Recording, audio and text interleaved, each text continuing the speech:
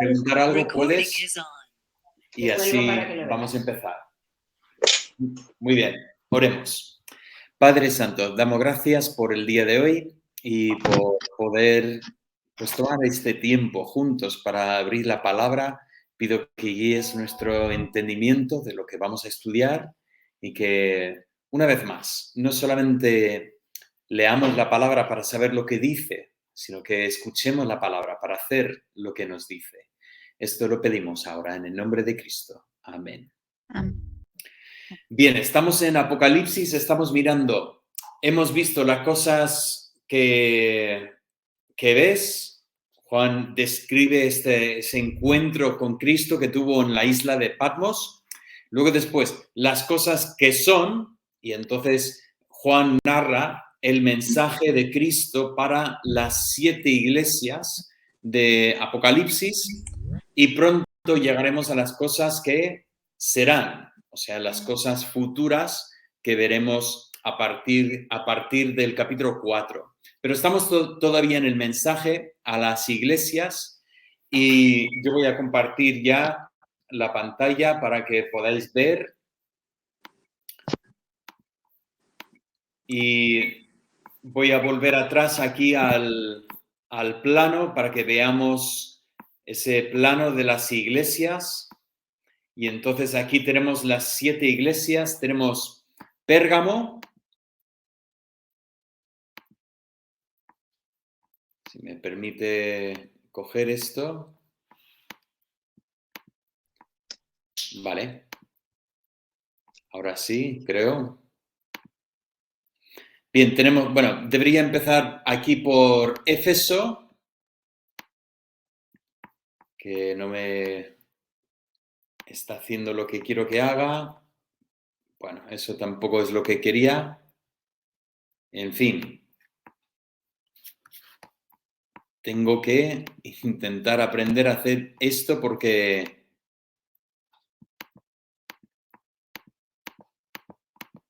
Bien, nada, no lo voy a hacer, que no me deja hacerlo.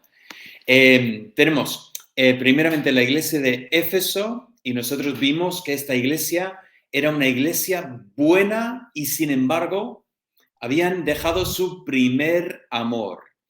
Qué bueno es hacer las cosas correctas, pero si falta la motivación correcta, pues ¿de qué sirve realmente? Y aquí ese es el tema de esta iglesia en Éfeso. Estaban haciendo las cosas correctas, pero habían perdido lo que era el primer amor, lo que era lo que motiva. Al final, el gran mandamiento no es hacer, hacer, hacer y no hacer a no hacer, sino el gran mandamiento es amarás al Señor tu Dios con todo tu corazón, mente y alma y a tu prójimo como a ti mismo. Luego después vimos muy cerca de Éfeso la ciudad de Esmirna, y esa iglesia de Esmirna, si recordáis, habíamos hablado de una iglesia perseguida, una iglesia que había sufrido pues mucha persecución, incluso habían muerto en esta ciudad. Y ahí tenemos pues el mensaje de Cristo a esta iglesia. Y a continuación, siguiendo al norte, tenemos Pérgamo.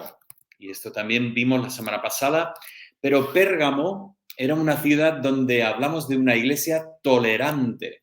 Ellos pues tenían ahí a falsos maestros y los toleraban. Y así Cristo llama la atención a la iglesia por esa permisividad. Luego continuamos ahora hacia el este y llegamos a la iglesia de Tiatira. Así que vamos a entrar en esta iglesia, Tiatira, y ver lo que dice el Señor a esta iglesia.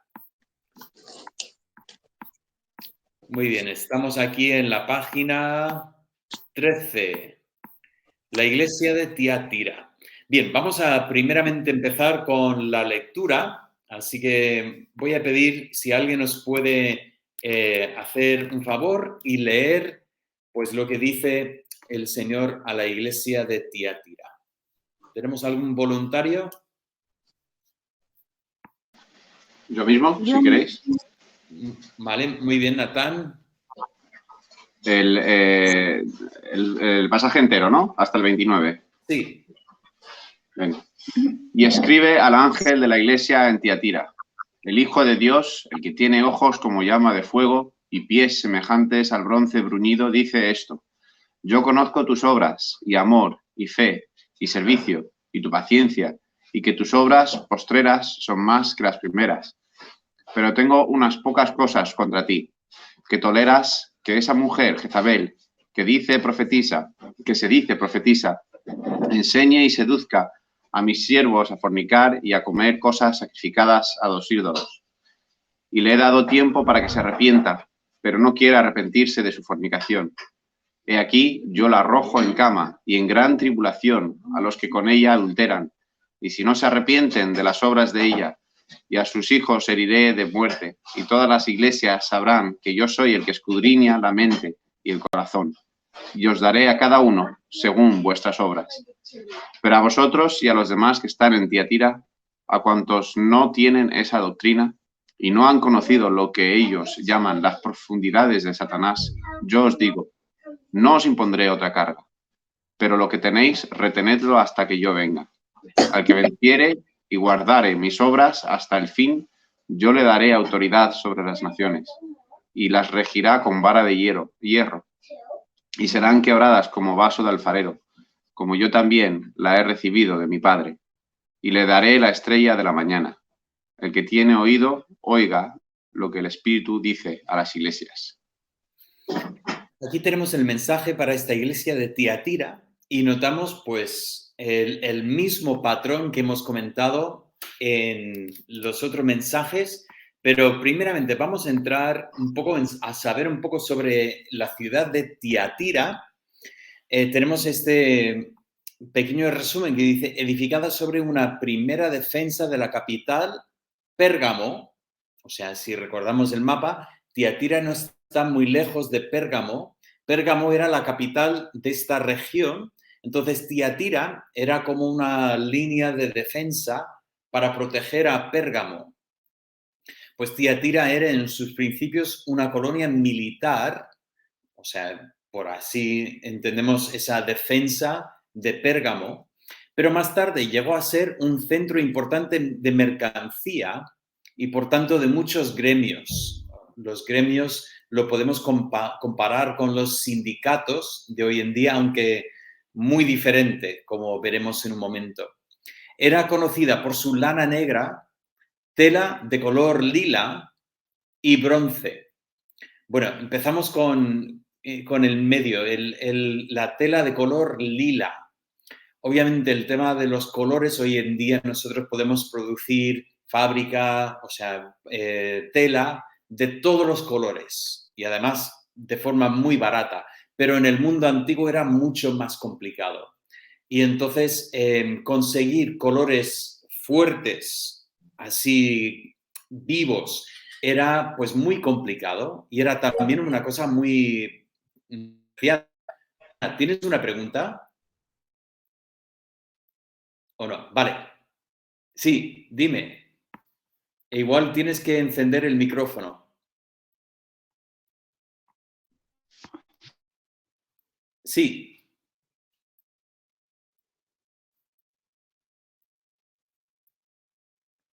Bueno, creo que hemos perdido a Ana. Espero que vuelva aquí en un momento. Bueno, si miramos en Hechos 16, 14, encontramos un personaje. ¿Alguien sabe quién es el personaje de Hechos 16, 14?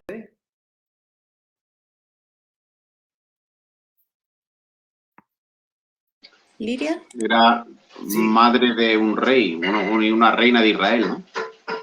En Hechos 16, 14. Ah, perdón. Pensaba que decías en este pasaje. Ah, vale. No. En Hechos 16, 14 tenemos a Lidia.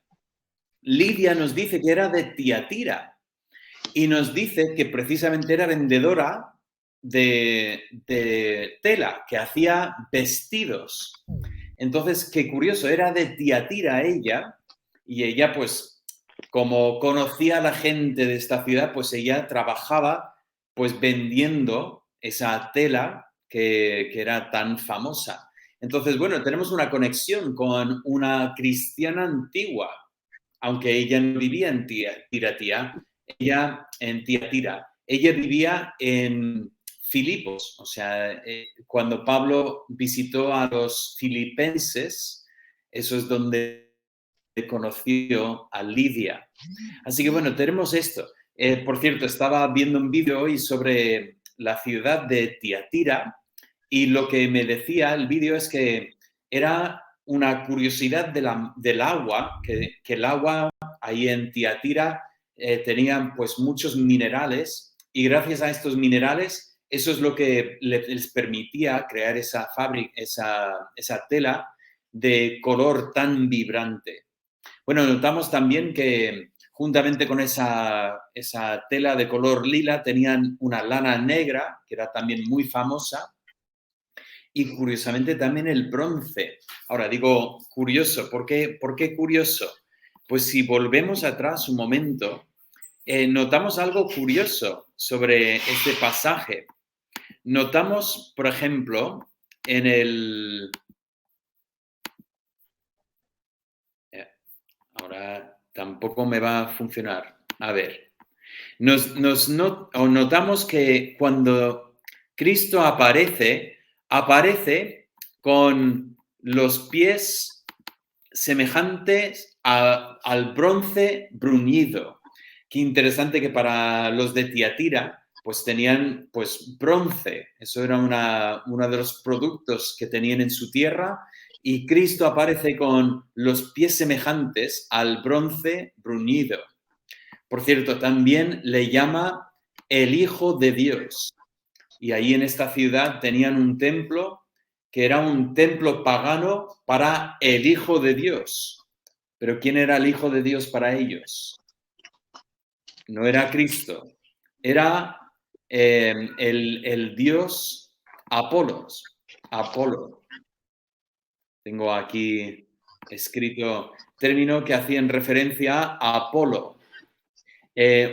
Un dios griego que ellos llamaban el Hijo de Dios y sin embargo aquí tenemos el Hijo de Dios, el verdadero Hijo de Dios, que además tiene los ojos como llama de fuego, no hay nada que escape de sus ojos y además los pies como bronce bruñido. Bien, vamos a entrar en el mensaje. El mensaje viene primeramente de, como hemos visto, Cristo el santo y puro, incluso sus pies, que normalmente en el mundo antiguo los pies siempre venían sucios porque venían andando con sandalias y sin embargo Cristo tiene los pies puros de bronce bruñido y manda este mensaje al mensajero, al ángel de la iglesia de Tiatira. Y empezamos una vez más con esta frase, que los conoce el Señor los conoce. ¿Qué es lo que sabía de ellos? Bueno, sabía primeramente de que su profesión era verdadera. O sea, notamos que no estaban viviendo una falsificación, más bien aquí resalta dos cosas. Primeramente, su amor que les llevaba a servir. Aquí podemos hacer un contraste con la iglesia de Éfeso. En Éfeso, ellos habían abandonado su primer amor, pero aquí vemos que la iglesia pues mantenía ese primer amor y ese amor les llevaba a servir al Señor. Y en segundo lugar, su fe. Y esa fe les llevaba a perseverar, a continuar adelante. Esos son dos alabanzas preciosas para la iglesia. Primeramente, sus obras de amor y su fe y servicio y paciencia. Pero no solo esto, sino que también menciona que sus obras postreras eran más que las primeras. Y aquí vemos un contraste muy importante con la iglesia de Éfeso. La iglesia de Éfeso había mantenido sus obras, cosa que dices, bueno, bien, pues mantenían, pero habían perdido el amor. Y sin embargo, aquí tenemos la iglesia que no solamente o más allá de simplemente mantener, pues ellos están creciendo en el amor. Acabo de ver aquí que tengo apagada la cámara. Es una cosa que difícilmente se puede entender todo lo que pasa a veces en este programa. Bien, pues debo estar ahí un pequeñito en pantalla, si me veis. Bien, entonces, primeramente, tenemos esta alabanza, que el Señor los conocía, sabía su vida espiritual y que estaban creciendo espiritualmente. Precioso, fantástico. Así debe ser con cualquier cristiano. Pero viene la amonestación, viene lo negativo de esta iglesia, que es, nos dice que ellos toleraban a Jezabel. Entonces, si hemos comparado con Éfeso, una iglesia sin amor, ahora comparamos con la iglesia de Pérgamo, que si recordáis habíamos hablado de una iglesia tolerante, una iglesia que tendría que haber parado los pies de los que enseñaban falsas doctrinas, y encontramos lo mismo en Tiatira. Qué interesante que en esa iglesia donde estaban pues sirviendo en amor, perseverando en fe, creciendo espiritualmente, notamos que tienen un fallo, permiten a una mujer en la iglesia. Ahora, le llama a la mujer Jezabel. Pregunto, ¿quién era Jezabel en el Antiguo Testamento? Y no sé si antes, Natán, estabas tú contestando esta pregunta. Sí, sí, me colé. Bien, ¿quién era Jezabel en el Antiguo Testamento?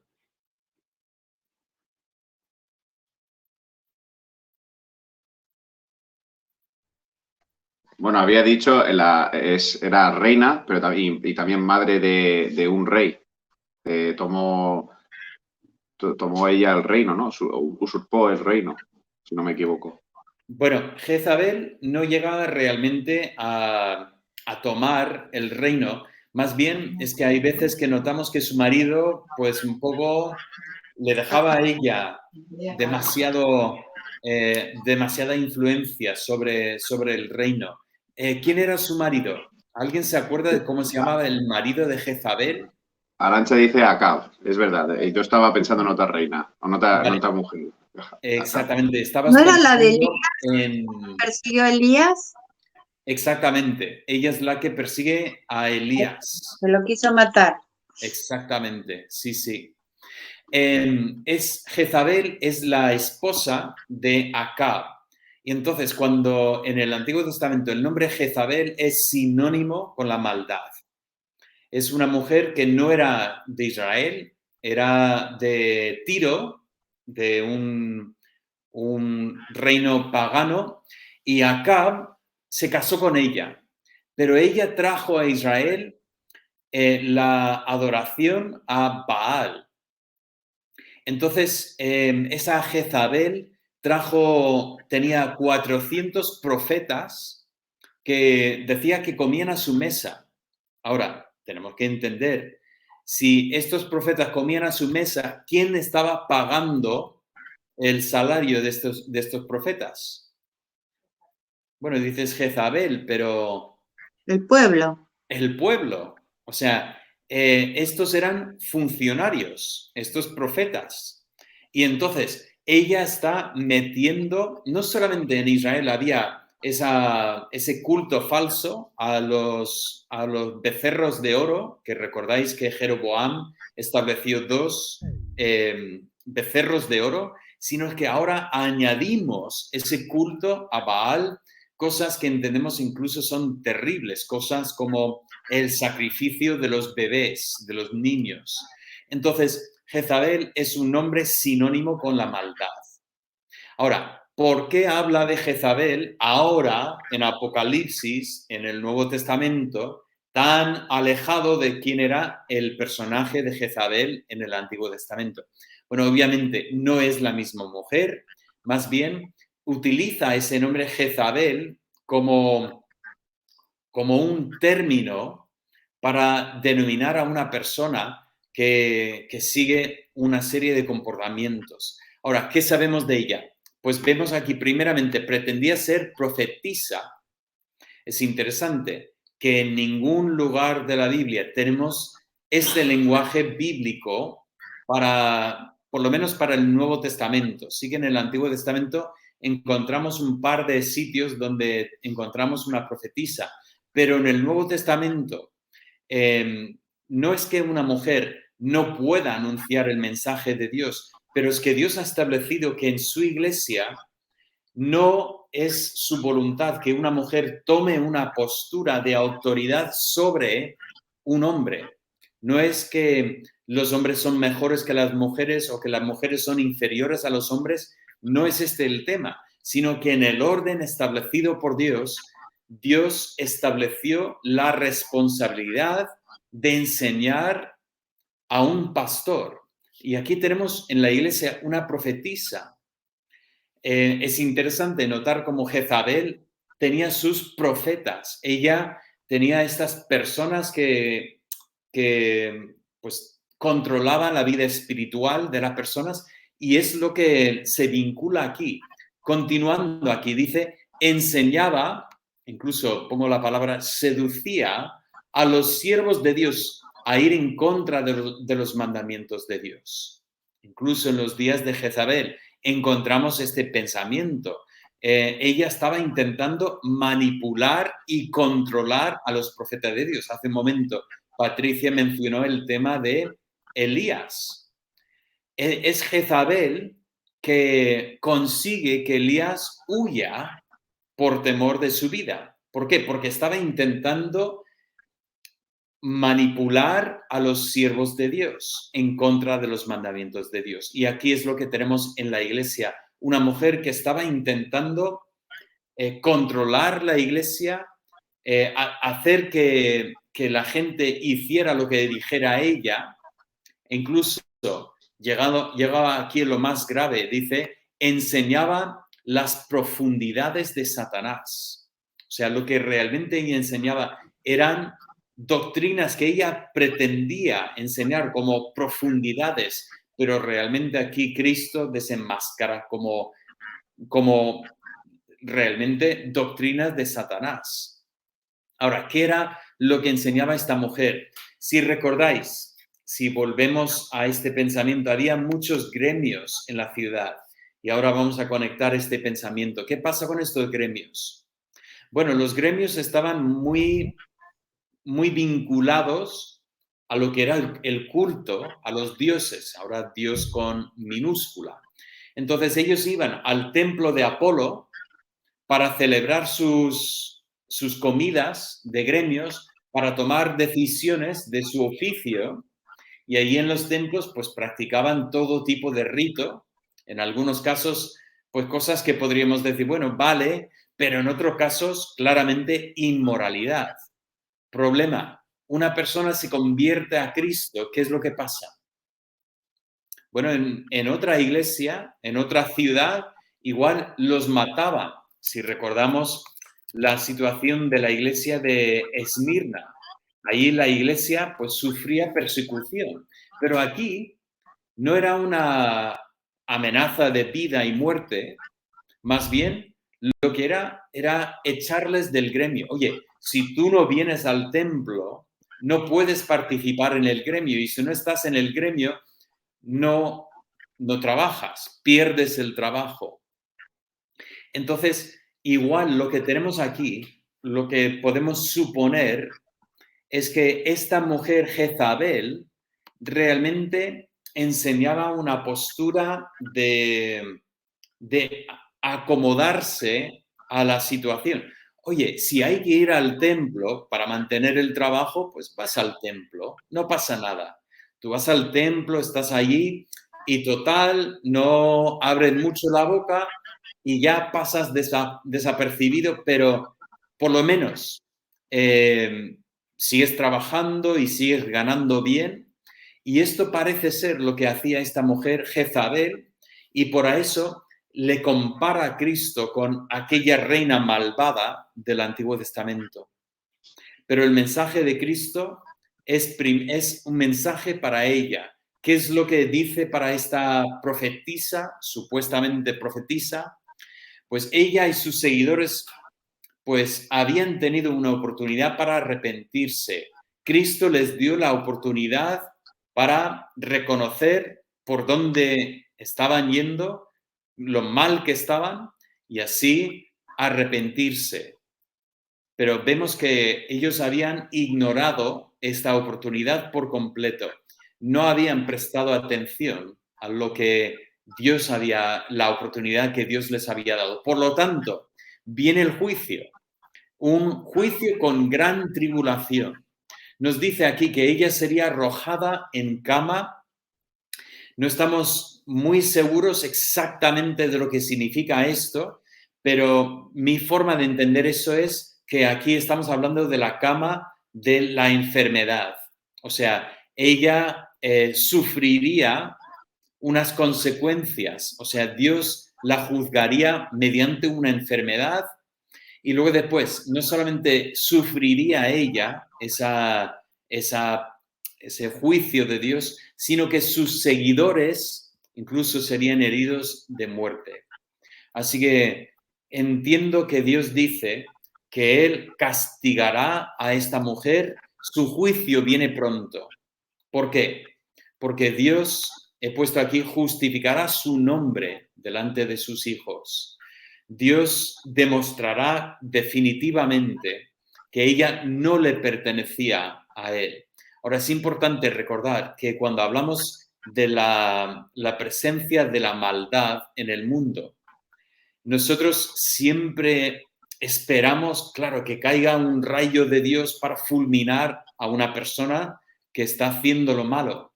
Y muchas veces esta persona parece vivir sin ningún problema durante años.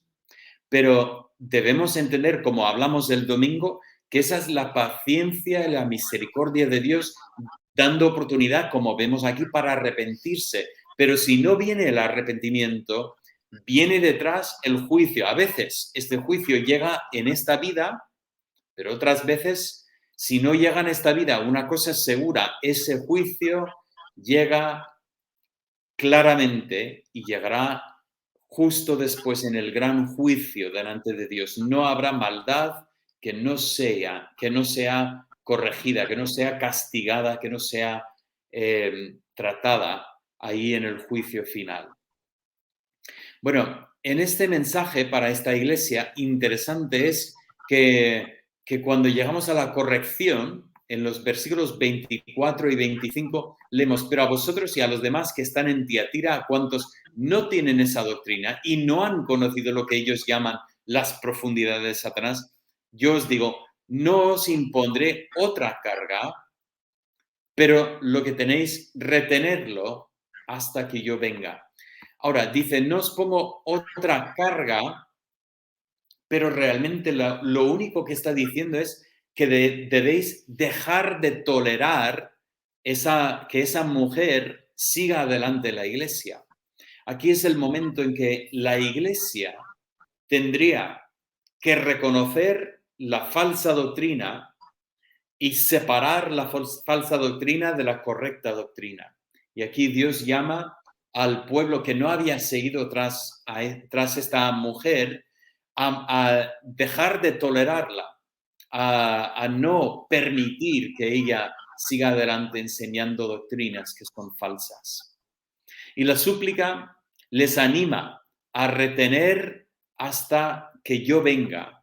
Esa palabra retener tiene que ver con asir fuertemente de la enseñanza correcta.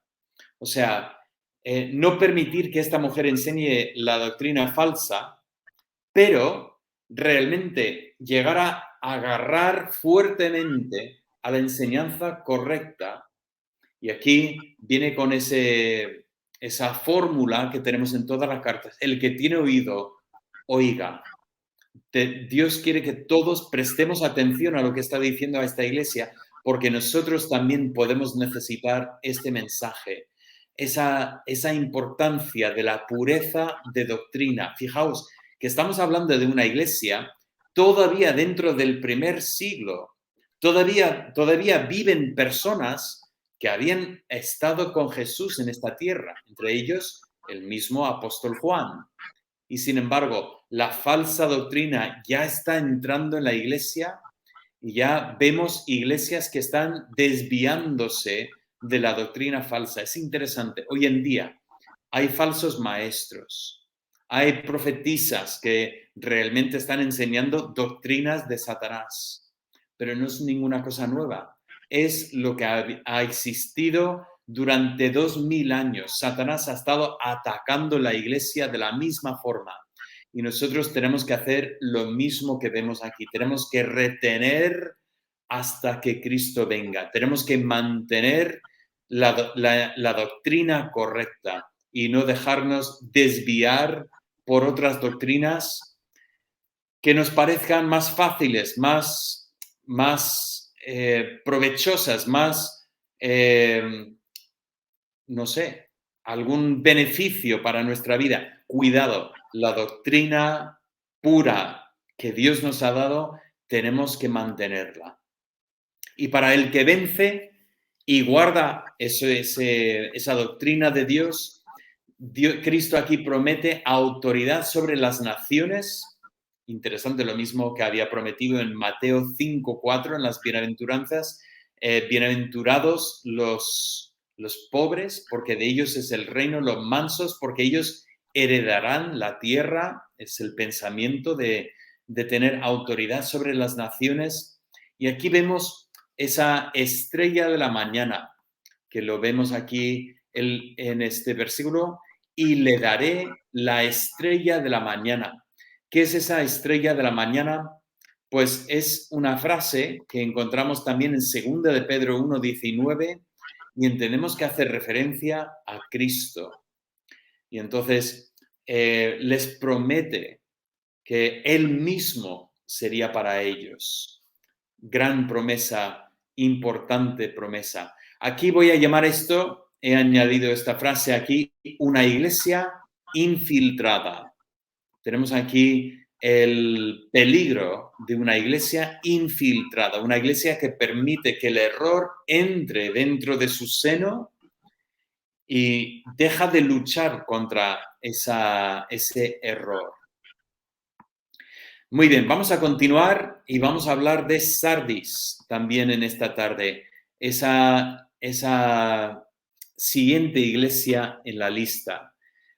Muy bien, para continuar y avanzar con el tiempo voy a leer yo estos 6 versículos. Dice así: escribe al ángel de la iglesia en Sardis, el que tiene los 7 espíritus de Dios y las 7 estrellas, dice esto: yo conozco tus obras, que tienes nombre, de que vives y estás muerto. Sé vigilante y afirma las otras cosas que están para morir, porque no he hallado tus obras perfectas delante de Dios. Acuérdate, pues, de lo que has recibido y oído, y guárdalo y arrepiéntete. Pues si no velas, vendré sobre ti como ladrón y no sabrás a qué hora vendré sobre ti. Pero tienes unas pocas personas en Sardis que no han manchado sus vestiduras y andarán conmigo en vestiduras blancas porque son dignas. El que venciere será vestido de vestiduras blancas y no borraré su nombre del libro de la vida y confesaré su nombre delante de mi Padre y delante de sus ángeles. El que tiene oído, oiga lo que el Espíritu dice a las iglesias. Bueno, ¿qué sabemos de Sardis? Es la antigua capital del reino de Lidia. Sardis vino a ser un centro de administración persa en 1546 a.C., cuando Ciro la conquistó en nombre del imperio persa. Ciro obligó a los lidianos a abandonar sus costumbres guerreras y enseñar a sus hijos a usar instrumentos musicales en vez de armas. Un detalle curioso, ¿no? Que los hizo músicos de los soldados. La ciudad experimentó la paz y prosperidad, pero estaba muriendo. Por fuera estaba vigorosa y activa, pero contenía ya las semillas de la decadencia. Pues tenemos una iglesia en esta ciudad que esta ciudad que había experimentado la paz y la prosperidad, pero tenemos una iglesia que desafortunadamente en medio de la paz y la prosperidad se había muerto, se había acomodado de tal forma que al final realmente no estaba creciendo, viviendo esta vida espiritual. Bueno, empezamos primeramente con la fuente del mensaje y he puesto aquí Cristo, que es Dios. Vamos a ver, nos menciona aquí dos elementos. Primeramente, el que posee los 7 espíritus de Dios. Si volvemos atrás, encontramos esa referencia a los 7 espíritus de Dios en el capítulo 1. No dijimos que son 7 espíritus, sino que habla de 7 en la perfección. Y entonces, el que posee, qué interesante el lenguaje, uno que posee el Espíritu de Dios. Y entonces notamos también esa conexión con ese espíritu que estaba obrando en cada una de las 7 iglesias. Esa referencia a los 7 espíritus de Dios para las 7 iglesias. Entonces tenemos a Cristo, el que posee al Espíritu de Dios y el que posee las 7 estrellas. Y si recordáis, las 7 estrellas hacía referencia también a los 7 ángeles, o como estamos diciendo, los 7 mensajeros de las iglesias.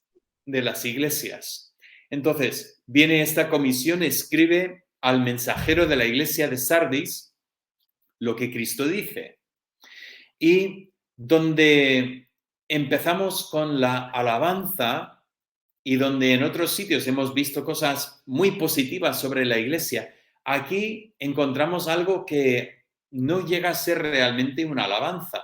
Nos dice, efectivamente, que el Señor conocía sus obras, pero realmente lo que el Señor conocía llegaba a ser simplemente una reputación. Qué curioso eso de la reputación.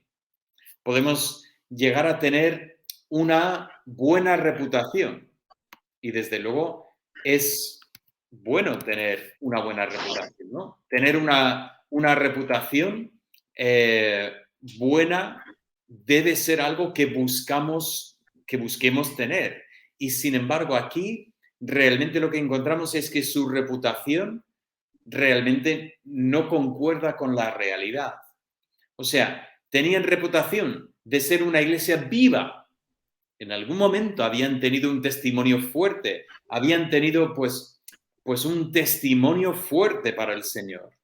No obstante, realmente era una iglesia muerta, como veremos en la amonestación. Ahora, saltamos un poco más adelante en el versículo 4 y notamos que no toda la iglesia estaba muerta.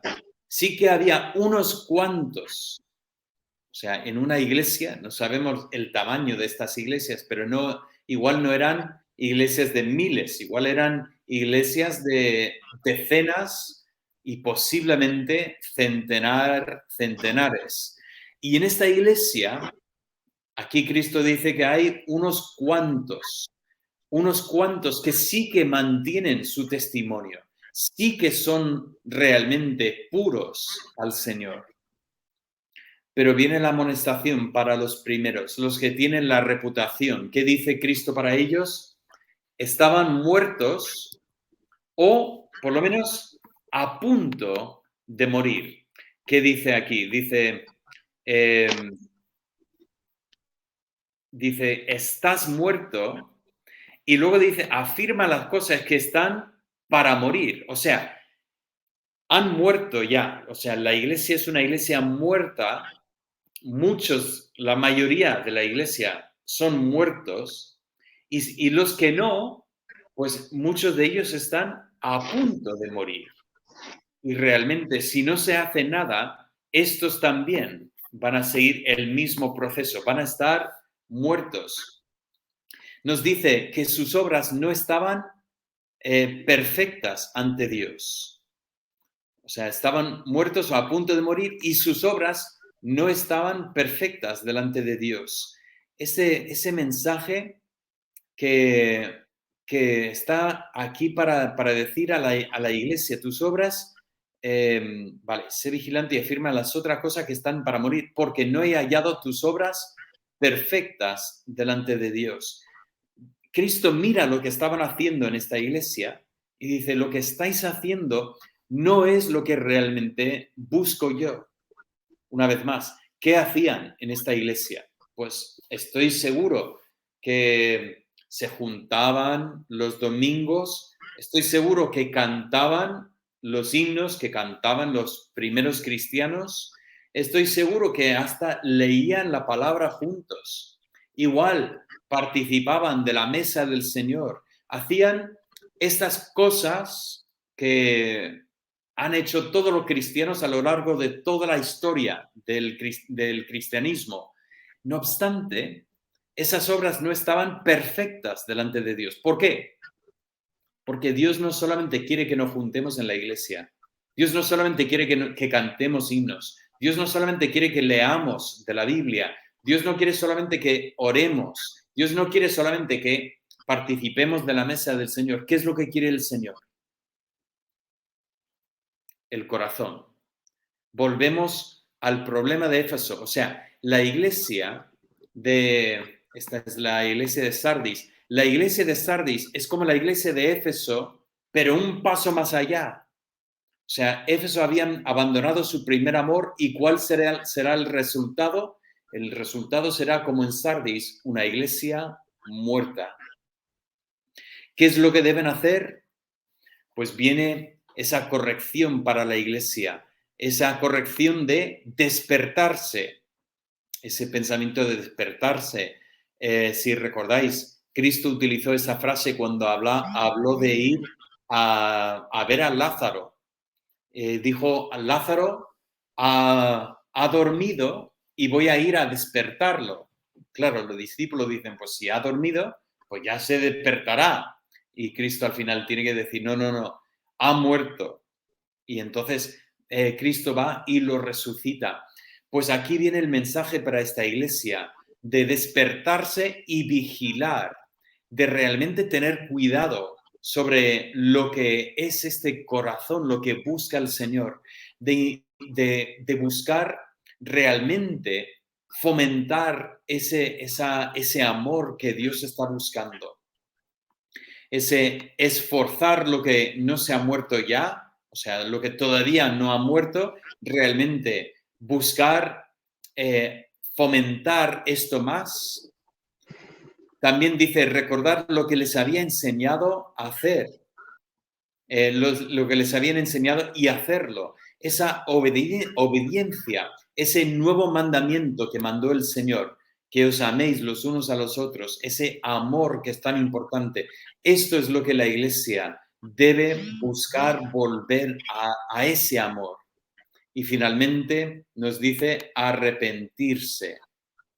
Esa lista es curiosa porque realmente no es una lista en orden cronológico, realmente es al revés, es arrepentirse, recordar lo que habían aprendido y hacerlo, y por lo tanto esforzar lo que no se había muerto todavía, y ese es el despertar y vigilar que está mandando el pasaje. Todo esto, estos puntos, es el punto de despertarse. ¿Cuál es esa súplica? Pues si no llegan a velar, el Señor volverá como un ladrón. El ladrón no se sabe a qué hora viene. Es una sorpresa desagradable cuando viene el ladrón. Y aquí esa imagen del Señor que vuelve en juicio contra su iglesia. Y por lo tanto les anima y nos anima. El que tiene oído, oiga lo que dice el Señor a la iglesia. Pero tenemos también una promesa preciosa. Para el que vence, pues aquí nos dice que el Señor les hará desfilarse en ropas blancas como el símbolo de victoria. Esa imagen que hacían los victoriosos cuando volvían de la guerra, volvían vestidos de blanco, así bajo el radiante sol, vestidos en blancos así como los victoriosos. Esa es la imagen de la victoria espiritual, para el que vence sobre el pecado, el que sigue adelante en ese primer amor, el que no muere, no se permite acomodarse. Y luego después habla de que el Señor escribirá su nombre en el libro de la vida y los confesará delante del Padre y de los ángeles. Es interesante que lo que nos cuentan de estas ciudades, y eso lo hemos comentado ya, pero los romanos requerían a la gente a adorar a César, reconocer a César como un dios, por lo menos un dios más, cosa que para una sociedad politeísta no era muy difícil hacer.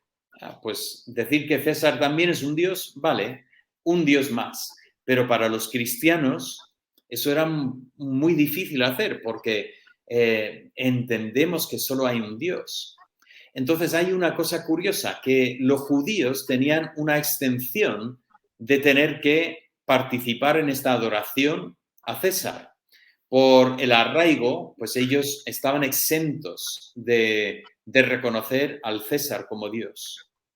Y los cristianos, nos dicen los historiadores, en las primeras décadas, pues fueron incluidos con los judíos. Los judíos inscribían a los cristianos en sus sinagogas, tenían ellos una lista de personas que frecuentaban la sinagoga y las personas en este libro pues estaban exentas de tener que adorar al César. Pero conforme pues se va creando más tensión entre los judíos y los cristianos que reconocen a Cristo como el Mesías y los judíos que rechazan, aunque los cristianos y los judíos están de acuerdo en que Moisés escribía bajo la inspiración de Dios, o sea, todo el Antiguo Testamento, pues no están de acuerdo en la persona de Jesucristo y por lo tanto entendemos que empezaron a borrar a los cristianos de los libros y ahí empezaron todos los problemas de persecución que vemos para los cristianos bajo los romanos, porque sus nombres ya no fueron escritos en el libro de las sinagogas. Posiblemente aquí esa referencia pues refleja esta realidad, pero aquí ese pensamiento que su nombre será escrito en este libro, y el nombre escrito en este libro ninguna persona podrá borrar, porque cuando Dios nos confiesa o cuando Cristo nos confiesa delante del Padre y los ángeles, pues si Dios es por nosotros, ¿quién contra nosotros? Así que, bueno, tenemos aquí lo que voy a llamar una iglesia muerta. Tenemos lo que hemos estudiado, tenemos primeramente una iglesia sin amor, Éfeso, una iglesia perseguida, una iglesia que amaba a Cristo tanto que estaba dispuesta a sufrir persecución. Eso es Esmirna. En Pérgamo habíamos visto una iglesia tolerante. En Tiatira va más allá y es una iglesia infiltrada. Y en Sardis tenemos una iglesia muerta, una iglesia que ha ido más allá de Éfeso, abandonando su primer amor y realmente una iglesia muerta. Y el mensaje para nosotros es, oye, si tenemos oídos, debemos oír lo que Dios está diciendo para estas iglesias. Porque el propósito de Dios es que nosotros evitemos los errores que estamos viendo aquí. Todos podemos caer en estos errores. Todos podemos ocuparnos de tantas cosas que estamos haciendo cosas buenas, pero vamos abandonando nuestro primer amor o directamente vamos como muertos andando. Estamos haciendo, pero no estamos realmente amando, viviendo lo que realmente Dios nos ha llamado a hacer. Pero aquí viene una vez más este mensaje para las iglesias que dice, arrepiéntete. Nota dónde te has desviado del camino y vuelve al camino correcto. Y aquí la promesa que Dios tiene para nosotros es nuestro galardón es Cristo. Si nosotros realmente estamos haciendo lo que Dios nos ha llamado a hacer, podemos gozar de la comunión con Cristo. Y esto es lo que debemos desear como hijos de Dios. Vamos a orar y luego después, si hay preguntas, podemos tomar un momento para hacer preguntas o comentarios. Padre Santo, te damos gracias por el mensaje a las iglesias y, Señor, queremos entender lo que tienes, lo que es tu mensaje para nosotros, y pedimos que nos ayudes a no caer en los errores de esta iglesia, a no permitir que entre las doctrinas falsas, a no permitir que la comodidad nos lleve a estar realmente como una iglesia muerta. Más bien queremos ser vivos y servirte con toda nuestra fuerza, conocerte mejor todos los días, crecer como vimos en la iglesia hoy, esa iglesia que sus obras posteriores eran mayores que las obras anteriores. Y así que tú seas glorificado en nosotros. Te lo pido en el nombre de Cristo. Amén.